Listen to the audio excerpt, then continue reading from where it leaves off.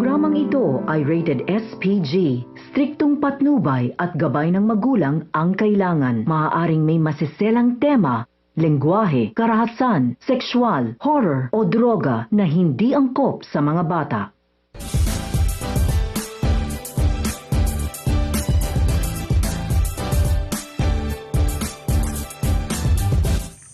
Narito ang mga kaganapan mamaya sa abot kamay na pangarap.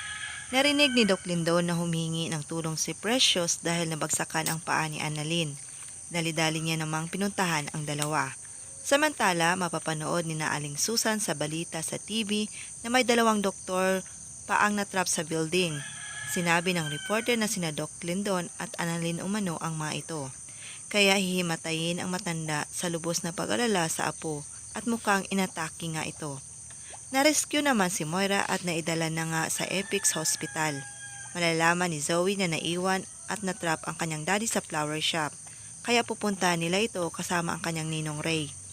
Habang papalapit si Doc Lindon kay Annalyn, bigla itong nabagsakan ng natibag na semento.